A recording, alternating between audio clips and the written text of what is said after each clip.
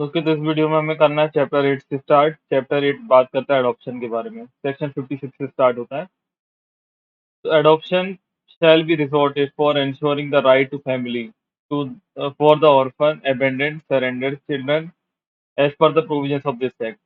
and the rule made thereunder and the adoption regulations framed by the authority।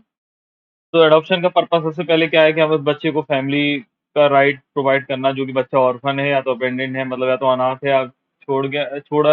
दिया हुआ बच्चा है या फिर सरेंडर्ड बच्चा है, मतलब सबका मीनिंग वैसे ही होता है। तो उसके अकॉर्डिंग जो प्रोविजंस बनाए गए हैं इस एक्ट में, और जो एडॉप्शन रेगुलेशन फ्रेम की अथॉरिटी उस हिसाब से होगा। Sir, adoption of a child from relative by another relative irrespective of their religion can be made as per the provisions of this act and the adoption regulation framed by the authority। Adoption किसी भी का भी हो सकता है, या तो relative का किसी अनदर रिलेटिव के भी हो सकता है, और उनका क्या रिलीजन है इससे कुछ फर्क नहीं पड़ेगा। और इस एक्ट के प्रोविजन के हिसाब से हो सकता है, या रेगुलेशन जो कि अथॉरिटी ने बनाई है उसके हिसाब से हो सकता है। फिर लिखा है nothing in this section apply to adoption of children under the provisions of Hindu adoption and maintenance act, act number जो 78 है 1956 का। तो एडॉप्शन के जो भी प्रोसीजर इस एक्ट में है वो हिंदू एडॉप्शन एंड मेंटेनेंस पे अप्लाई नहीं होगी, जो कि Hindu adoption and maintenance act में अडॉप्ट हो रहा है 1956 का, एक्ट नंबर 78 से जो भी अपॉइंट हो रहा है। फिर all inter country adoption shall be done as per the provisions of this act and the adoption regulation framed by the authority. तो जो भी इंटर कंट्री एडॉप्शन होंगे वो होंगे जो भी प्रोविजंस बनाए हुए हैं इस एक्ट में या रेगुलेशन बनाए गए हैं वो अथॉरिटी के द्वारा। इंटर कंट्री एडॉप्शन होता है मतलब one country to another country.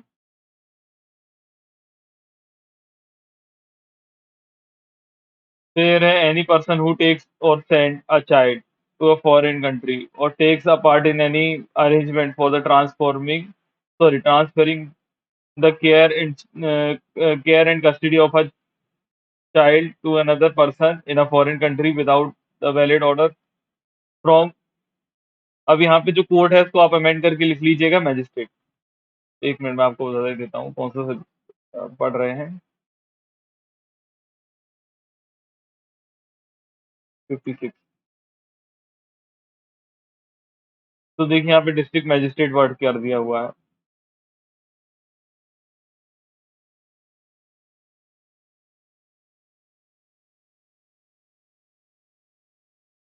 तो यहाँ पे आप याद रखिएगा कि जहाँ पे भी हमने यहाँ पे स्टेट गवर्नमेंट देखा है कहीं पे, एक मिनट में आपको बता देता हूँ।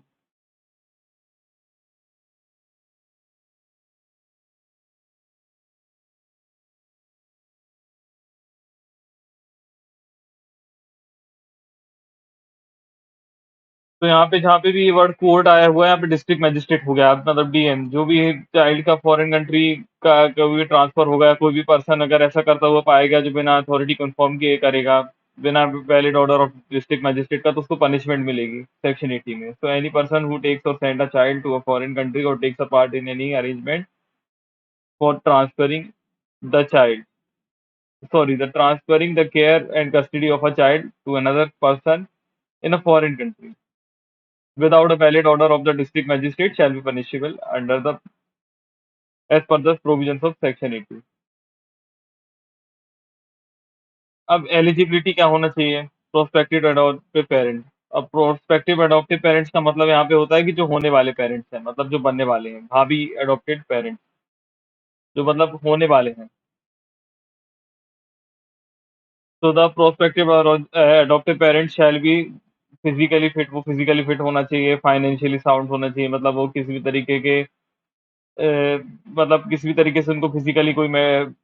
परेशानी नहीं होना चाहिए, और फाइनेंशियली साउंड मतलब वो ऐसा है कि बच्चों को पाल सके, इतना उनके पास मनी वगैरह होना चाहिए, मेंटली अलर्ट होना चाहिए, और हाईली मोटिवेटेड, मतलब ऐसा नहीं कि किसी मजबूरी में वो उनको बच्चा लेना पड़ रहा है, वो हाईली मोटिवेटेड होना चाहिए कि किसी चाइल्ड को ले रहे हैं, और गुड अपब्रिंगिंग भी होना चाहिए। अब अगर कोई कपल है जो बच्चे को अडॉप्ट कर रहे हैं, तो उनकी बोथ की कंसेंट रिक्वायर्ड रहेगी यहाँ पे इस एक्ट में। फिर जो सिंगल या डिवोर्स पर्सन है वो अडॉप्ट कर सकते हैं, subject to fulfil the criteria and in accordance the provisions of regulation framed by the authority. तो जो भी सिंगल या डिवोर्स पर्सन है वो भी अडॉप्ट कर सकते हैं, लेकिन उनको क्राइटेरिया फुलफिल करना पड़ेगा जो कि प्रोविजंस इस एक्ट में बताए हुए हैं, रेगुलेशंस बनाए गए हैं अथॉरिटी के द्वारा। सिंगल जो मेल है वो जैसे कि किसी भी गर्ल चाइल्ड को अडॉप्ट नहीं कर पाएगा, तो कोई भी सिंगल मेल आदमी है वो किसी गर्ल चाइल्ड को अडॉप्ट नहीं कर सकता, ये आपको हमेशा याद रखना पड़ेगा। एंड एनी अदर क्राइटेरिया, जो भी अदर क्राइटेरिया हम लोगों ने स्पेसिफाई किया एडॉप्शन रेगुलेशन फ्रेम जो अथॉरिटी ने बनाई है, तो वो भी फॉलो अप करना पड़ेगा। फिर है सेक्शन 58। सेक्शन 58 बात करता है procedure for adopting adoption by Indian prospective parents living in India. अब इंडियन अगर पेरेंट्स हैं जो अडॉप्ट करना चाहते हैं, उनके लिए क्या प्रोसीजर रहेगा? तो Indian prospective adoptive parents living in India irrespective of their religion. कोई भी अगर इंडियन अडॉप्ट प्रोस्पेक्टिव पेरेंट्स हैं जो कि इंडिया में रह रहे हैं, उससे फर्क नहीं पड़ता उनका रिलीजन क्या है, अगर वो इंटरेस्टेड है अडॉप्ट करने में किसी भी ऑर्फन, अबेंडेड या सरेंडेड चाइल्ड को, तो वो अप्लाई कर सकते हैं अपने स्पेशलाइज्ड एडॉप्शन एजेंसी को, उस मैनर में जैसा कि प्रिस्क्राइब किया गया है एडॉप्शन रेगुलेशन ने,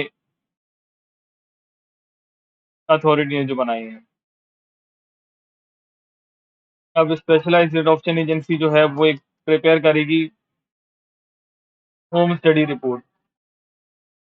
और प्रोस्पेक्टिव अडॉप्टिव पेरेंट्स, मतलब एक स्पेशलाइज्ड एडॉप्शन जो एडॉप्टिव एजेंसी जो है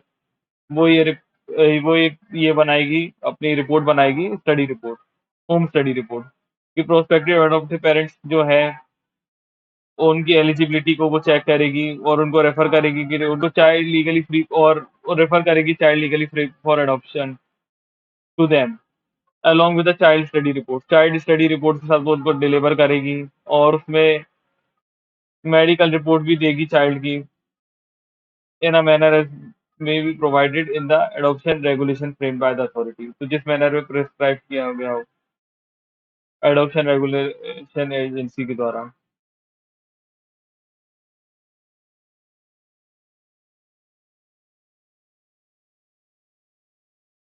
फिर on receipt of the adoption of the child from the prospective adoptive parents along with the child study report and the medical report of the child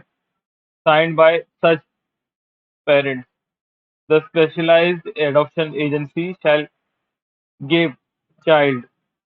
in pre-adoption foster care and file the application। तो जैसे ही किसी भी child की receipt होती है उनको prospective adoptive parents के साथ, कि वो चाइल्ड स्टडी, मतलब जो चाइल्ड स्टडी रिपोर्ट है और मेडिकल रिपोर्ट है जो कि साइन की गई है उनके पेरेंट्स के द्वारा, तो स्पेशलाइज्ड एडॉप्शन एजेंसी है वो क्या करेगी, वो चाइल्ड को गिफ्ट गिफ्ट मतलब दे देगी चाइल्ड को प्री एडॉप्शन फोस्टर केयर में, और उसकी फाइल करेगी एप्लीकेशन की। अब एप्लीकेशन कहाँ पे फाइल करेगी, तो ये कोड जहाँ पे भी वर्ड है वहाँ पे डीएम हो गया है। तो जैसा कि सपोज करिए हम कौन सा सेक्शन पढ़ रहे हैं, 58 पढ़ रहे हैं, तो 58 में लिखा हुआ है यहाँ पे कि जहाँ पे भी वर्ड ये बिफोर डिस्ट्रिक्ट मैजिस्ट्रेट आ गया है, इन द कोर्ट की जगह बिफोर डिस्ट्रिक्ट मैजिस्ट्रेट, तो हमें डिस्ट्रिक्ट मैजिस्ट्रेट के पास हम उसको दे देंगे, उनके एडॉप्शन ऑर्डर लेंगे उस मैनर में जैसा कि प्रोवाइड किया गया एडॉप्शन रेगुलेशन उस अथॉरिटी के द्वारा। फिर on receipt of a certified copy of the DM, अब यहाँ पे जहाँ पे कोर्ट है वहाँ फिर से डीएम है, तो जैसे हम order pass by the district magistrate हो गया है, तो on receipt of certified copy of the order received by the district magistrate, मतलब डीएम जो है specialised adoption agency shall send immediately the same prospective adoptive parent. तो जैसे ही उनको ये रिसीव होता है सर्टिफाइड कॉपी जो भी उनके ऑर्डर की है डीएम के, तो वो स्पेशलाइज्ड एडॉप्शन एजेंसी जो है वो उसको एडॉप्टिव पेरेंट्स को इमीडिएटली ट्रांसफर कर देगी। फिर जो प्रोग्रेस है एंड वेलबींग है चाइल्ड का एडॉप्टिव फैमिली का, वो फॉलो अप करना पड़ेगा उनको, shall be followed up and ascertained in a manner as may be provided in the adoption regulation framed by the authority। तो जैसा कि एडॉप्शन रेगुलेशन अथॉरिटी ने फ्रेम किए गए उस तरीके से उनको फॉलो अप करना पड़ेगा जिससे चाइल्ड का वेलबींग हो पाए और प्रोग्रेस।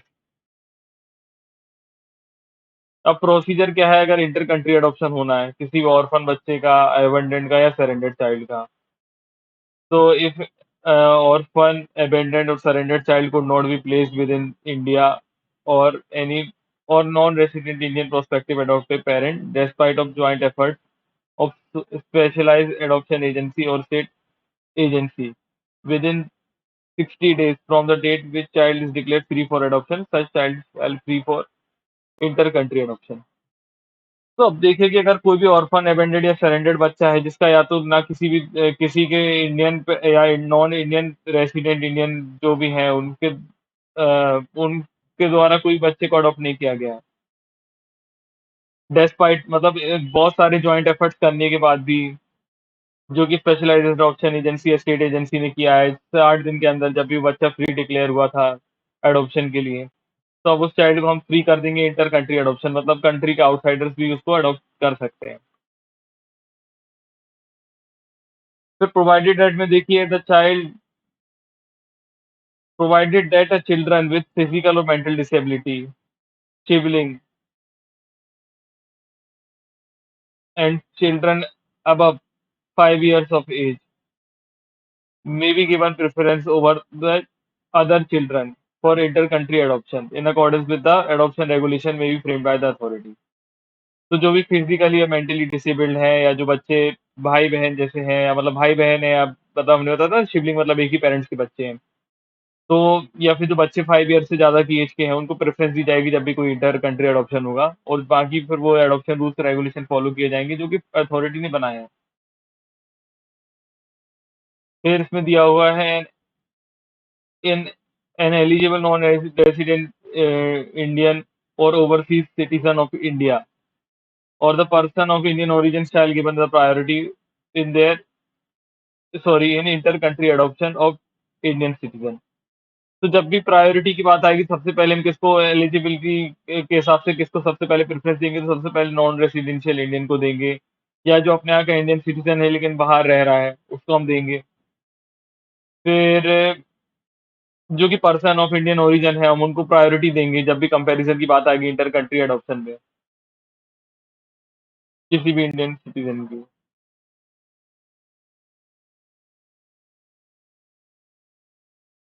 फिर लिखा है अ नॉन रेसिडेंट इंडियन और ओवरसीज सिटीजन ऑफ इंडिया और person of Indian origin is और a foreigner who are prospective adoptive parents living abroad, irrespective of their religion, if interested to adopt an an orphan, abandoned or surrendered child from India, may apply for the same authorized foreign adoption agency or central authority or concerned government department in their country of habitual residence, as the case may be and manner prescribed in the adoption regulation framed by the authority. तो अब याद रखिए कि अगर कोई भी non resident Indian है या कोई भी ओवरसीज सिटीजन इंडिया का है या कोई भी पर्सन इंडियन ओरिजिन का फॉरेनर है, मतलब इंडियन ओरिजिन का है आदमी या फॉरेनर भी है, जो कि प्रोस्पेक्टिव एडॉप्टिव पेरेंट्स है और अब्रॉड में रहता है, उसके रिलीजन से हमें फ़र्क नहीं पड़ता। बस अगर किसी भी तरीके से इंटरेस्टेड है कि हमारे इंडिया के बच्चे जो कि ऑर्फन है, अबैंडन्ड है, सरेंडर्ड है, उनको वो अडॉप्ट करना चाहता है, तो वो अपने यहाँ की फॉरेन एडॉप्शन एजेंसी को अप्लाई कर सकता है। नहीं तो जो उसके यहाँ की सेंट्रल अथॉरिटी है, उसको अप्लाई कर सकता है, नहीं तो जो कि कंसर्न गवर्नमेंट डिपार्टमेंट है, उनकी कंट्री में जहाँ वो रहते हैं, वहाँ पे वो अप्लाई कर सकते हैं। और इस मैनर में जैसे कि रूल्स फ्रेम किए गए हैं अथॉरिटी के द्वारा उन तरीके से।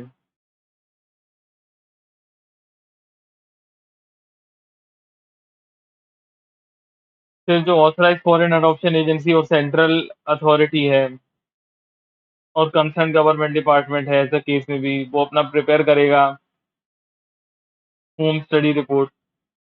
तो जो उनकी अथॉरिटी है, फॉरेन एडॉप्शन एजेंसी है, सेंट्रल अथॉरिटी है, कंसर्न गवर्नमेंट डिपार्टमेंट है,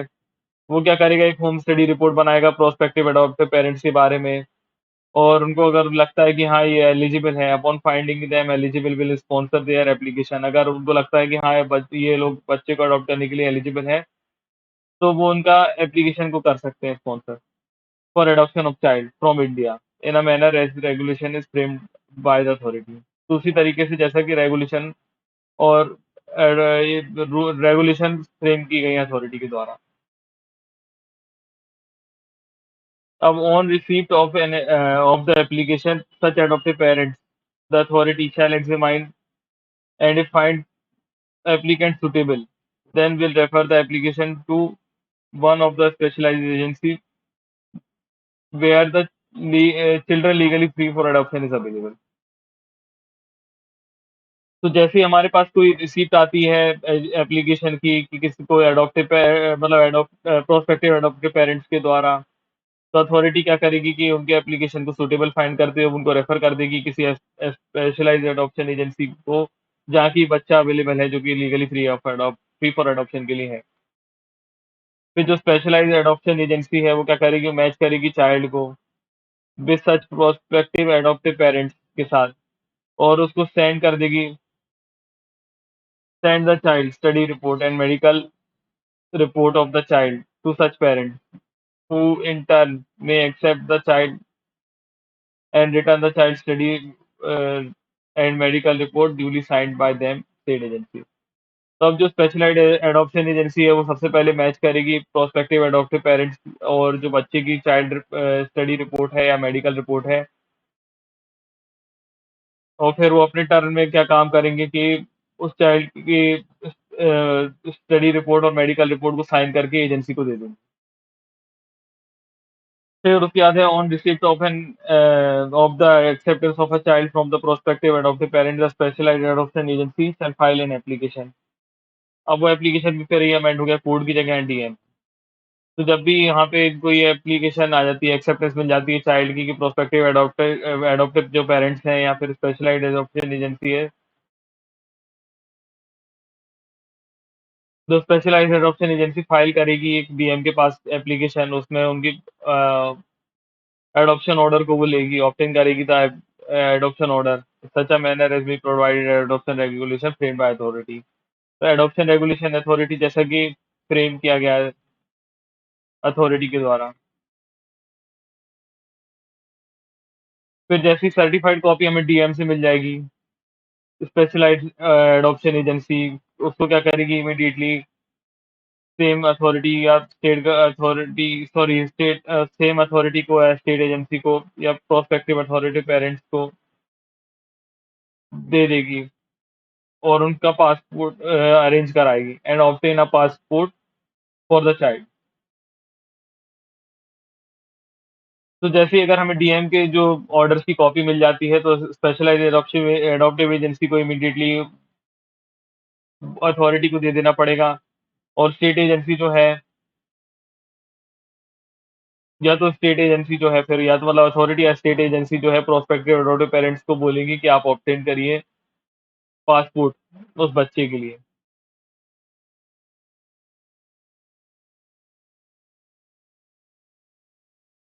फिर जो अथॉरिटी है वो शैल इंटीमेट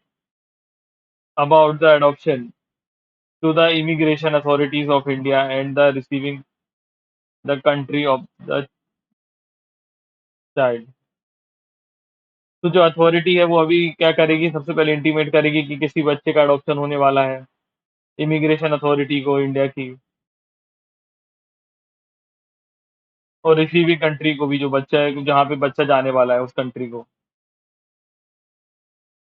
अब जो प्रोस्पेक्टिव अडॉप्टिव पेरेंट्स होंगे वो रिसीव करेंगे चाइल्ड को in person from specialised adoption agency as soon as the passport and visa is to the child. तो जब भी प्रोस्पेक्टिव एडॉप्टिव पेरेंट्स हैं वो क्या करेंगे कि रिसीव करेंगे चाइल्ड को स्पेशलाइज्ड एडॉप्शन एजेंसी को जैसे ही उनका पासपोर्ट वीजा इशू कर दिया गया बच्चे को। अब जो स्पेशलाइज्ड अब जो ऑथराइज्ड फॉरेन एडॉप्शन एजेंसी है या सेंट्रल अथॉरिटी या कंसर्न गवर्नमेंट है उनके डिपार्टमेंट की, एज द केस में भी मतलब इनमें से कुछ भी हो, वो इंश्योर करेंगी कि रिपोर्ट सबमिट करेंगी प्रोग्रेस की कि बच्चे कैसा वहाँ पे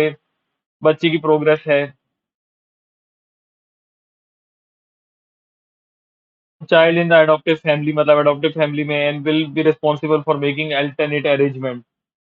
in case any disruption in the consultation with the authority and consult Indian diplomatic mission in a manner provided in the adoption regulation framed by the authority। तो जो उनके यहाँ की फॉरेन एडॉप्शन एजेंसी या सेंट्रल अथॉरिटी है, जो भी उनके गवर्नमेंट डिपार्टमेंट होगा उनकी कंट्री का, उनको ये इंश्योर करना पड़ेगा कि जो बच्चे की प्रोग्रेस रिपोर्ट है वो देखें कि चाइल्ड जिसका एडॉप्टेड फैमिली का है वो सही तरीके से बच्चे का देखभाल कर रहे हैं या नहीं कर रही, और नहीं तो फिर वो क्या होगा कि रिस्पॉन्सिबल होंगी कि उनको एक अल्टरनेट अरेंजमेंट करना पड़ेगा अगर किसी भी तरीके का डिसरप्शन है, तो कंसल्टेशन करना पड़ेगा उनको authority concern Indian diplomatic mission, तो इंडियन डिप्लोमेटिक मिशन से जो भी कंसर्न है, in the manner as may be provided in the adoption regulation regulations framed by the authority, उसी मैनर में करना पड़ेगा जैसे कि एडॉप्शन रेगुलेशन फ्रेम किया गया अथॉरिटी के द्वारा। फिर जो फॉरेनर है, अ फॉरेनर और इंडियन अ फॉरेनर और a person of Indian origin और an overseas citizen of India who is habitual resident in India, if interested to adopt a child from India, it may apply to authorities the same along with the no objection certificate from the diplomatic mission of the country in India for the further necessary action to be provided further necessary actions as provided in the adoption regulation framed by the authority। तो जो भी foreigner है या कोई Indian origin का person है या कोई ओवरसीज सिटीजन है इंडिया का, जो कि इंडिया में रहता है और वो इंटरेस्टेड है किसी बच्चे को अडॉप्ट करने में, तो वो अप्लाई करेगा किसको? अथॉरिटी को अप्लाई करेगा for along with no objection certificate के साथ for diplomatic mission of the country के, मतलब फ्रॉम जो जिस कंट्री में वो ले जाना चाहता है बच्चे को वहाँ की कंट्री का, और उसके बाद नेसेसरी एक्शंस का वो और वेट करेगा जो कि प्रोवाइड किया गया है अपने यहाँ की एडॉप्शन एजेंसी के द्वारा, जो कि अथॉरिटी ने बनाई है।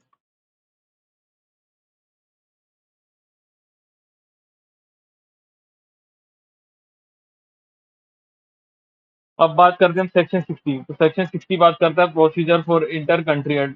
Relative adoption. अब इंटर कंट्री रिलेटेड एडॉप्शन के बारे में बात करते हैं कि जो बाहर के लोग हैं जो अपने यहाँ के बच्चों को अडॉप्ट करना चाहते हैं, तो a relative living abroad who intend to adopt a child from his relative in India shall obtain the order from DM. तो डीएम यहाँ पे भी अमेंड हो गया, तो डीएम से हम ऑर्डर लेंगे सबसे पहले। जो भी बाहर के अडॉप्टिव पेरेंट्स होंगे, सॉरी हाँ, जो भी बाहर के अडॉप्टेड सिटीजन हैं या पर्सन्स हैं जो कि अब्रॉड में रहते हैं,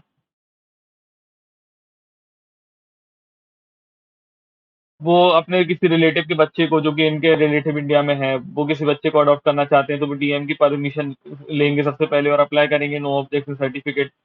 अथॉरिटी से in the manner as may be provided sorry as provided in the adoption regulation framed by the authority. तो इस तरीके का नो ऑब्जेक्शन सर्टिफिकेट लेंगे जैसा कि में या मैनर में बताया हुआ है या रेगुलेशंस बताई गई हैं जो कि फ्रेम की गई हैं अथॉरिटी के द्वारा।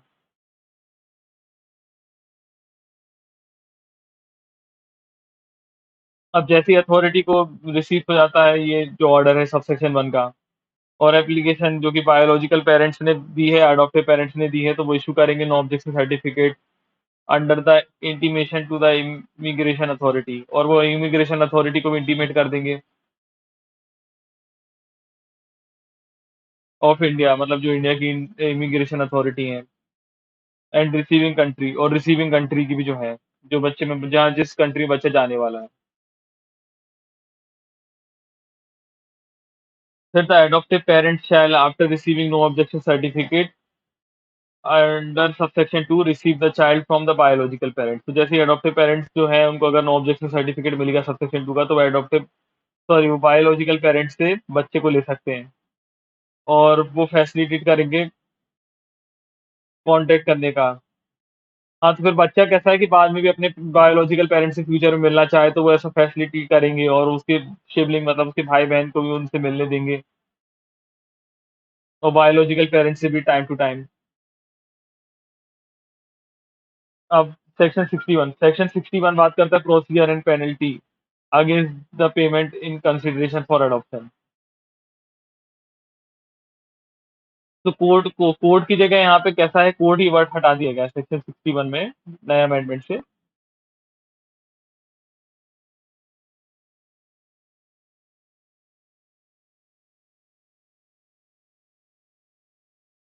तो वो सेक्शन 61 का जो मार्जिनल हेडिंग है उसमें आपको देखना पड़ेगा, यहाँ पे procedure for disposal of adoption proceeding लिखा हुआ है कि प्रोसीजर क्या होगा, डिस्पोजल ऑफ एडॉप्शन प्रोसीडिंग का क्या होगा। तो यहाँ पे ये जो हेडिंग है हटा दी गई है, कोर्ट वाला जो है वो अब नहीं होता, कोर्ट से नहीं होता अभी ये चीजें। तो before issuing the an adoption order, तो डीएम क्या करेंगे, सेटिस्फाई करेंगे खुद को सबसे पहले कि जो एडॉप्शन हो रहा है वो वेलफेयर ऑफ चिल्ड्रन के लिए है, मतलब चिल्ड्रन के हित में है वो चीजें, और ड्यू कंसिडरेशन किसको चीज दी जाएगी सबसे पहले कि चाइल्ड की क्या विषय है, क्या उसकी एज है, क्या उसकी अंडरस्टैंडिंग कैपेसिटी है।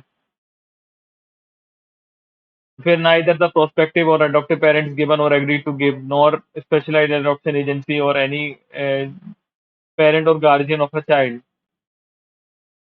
और in case of relative adoption has received or agreed to receive any payment or any reward in consideration of adoption। तो सबसे पहले हमें ये देखा जाएगा कि उस बच्चे का क्या वेलफेयर का हित है, मतलब बच्चे का हित किस चीज में है। फिर हमें ये देखना पड़ेगा दूसरा कि क्या बच्चे की इच्छा है, कि क्या उसकी एज है, क्या उसकी अंडरस्टैंडिंग है। और हम देखेंगे कि किसी भी तरीके के कोई भी, ना तो अडॉप्टिव पेरेंट्स या जो बायोलॉजिकल पेरेंट्स हैं या कोई भी गार्जियन या पेरेंट्स है, वो किसी भी तरीके का बच्चे को लेने या देने के लिए किसी भी तरीके का मनी का कंसिडरेशन तो नहीं कर रहे हैं, रिवॉर्ड तो नहीं दे रहे। और दे भी रहे हैं तो वो जो कि परमिटेड है under the adaptive regulation frame जो कि अथॉरिटी ने बनाई है एडॉप्शन फीस के लिए, सिर्फ वही पे कर रहे हैं और कुछ तरीके से किसी भी तरीके का लेन देन नहीं कर रहे हैं। ये सर्विस चार्जेस है जो कि चाइल्ड केयर कॉर्पस के लिए है, तो इतना वो कर सकते हैं, इसके बाद इसके अलावा कुछ नहीं होगा। फिर the adoption proceeding shall be held in camera, मतलब ये जनरल पब्लिक के लिए ओपन नहीं रहेंगे, जो एडॉप्शन प्रोसीडिंग होगी वो इन कैमरा में भी हो सकती है। And shall be dispose of by DM. DM इसको कहते हैं, जिनमें डिस्पोज ऑफ करेंगे within 2 months from the date of filing. तो जिस दिन हमने फाइल किया उसके 2 वीक के अंदर, सॉरी 2 मंथ के अंदर ये डिस्पोज ऑफ करेंगे।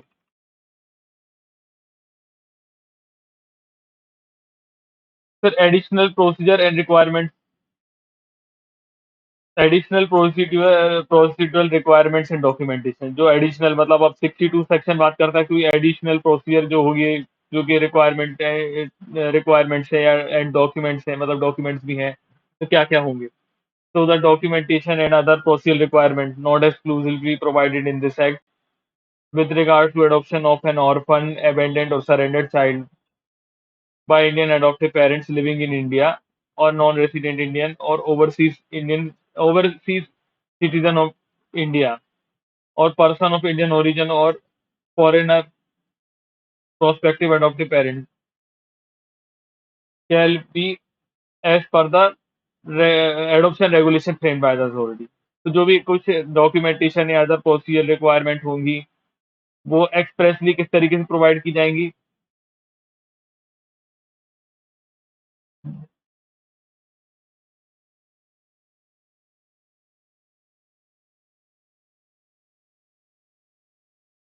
शैल be as per the adoption regulation जो कि फ्रेम की गई अथॉरिटी के द्वारा। और बीच में लिखा गया है कि इन सब बच्चों से रिलेटेड जैसे ऑर्फन, एबेंडेड है, सरेंडर्ड है, तुम्हें पता ही है, और Indian adaptive Indian prospective adoptive parents जो इंडिया में रह रहे हैं या फिर कोई नॉन रेसिडेंशियल इंडियन की, तो वो किस तरीके से होंगी। सबसे पहले बस आप ये याद रखिए कि जो भी डॉक्यूमेंटेशन या अदर प्रोसीजर रिक्वायरमेंट होगी वो किस तरीके से होंगी, तो वो इस तरीके से होंगी कि जैसे कि एडॉप्शन रेगुलेशन बनाए गए अथॉरिटी के द्वारा।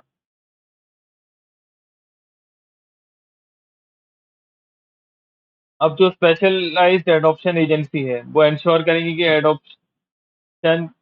Case of prospective adoptive parents का डिस्पोज ऑफ कितने दिन में हो जाना चाहिए, 4 मंथ्स में हो जाना चाहिए। तो स्पेशलाइज्ड एडॉप्शन एजेंसी के ऊपर ही मैंडेटरी कि उनको इंश्योर करना पड़ेगा, शैल लिखा हुआ है, तो shall ensure that the adoption case of prospective adoptive parents is dispose of within 4 month. तो 4 महीने में हो जाना चाहिए जिस दिन से उनको एप्लीकेशन मिली है इससे related. And the authorised foreign adoption agency, authority and state agency shall track the progress of the adoption. तो जो भी ऑथराइज्ड फॉरेन एडॉप्शन एजेंसी है या अथॉरिटी या स्टेट एजेंसी है किसी भी जगह को उनको ये ट्रैक करना पड़ेगा कि बच्चे की प्रोग्रेस क्या है एडॉप्शन केसेस की और वो इंटरवीन कर पाएंगे जब भी उनको नेसेसरी लगेगा जिससे वो इंश्योर करेंगे कि टाइमलाइन मतलब वो बच्चे की प्रोग्रेस देखेंगे टाइमलाइन देखेंगे कि किस तरीके से बच्चे और वो इंटरवीन भी कर पाएंगे कि किस तरीके से बच्चे की केयर हो पा रही है या नहीं हो पा रही।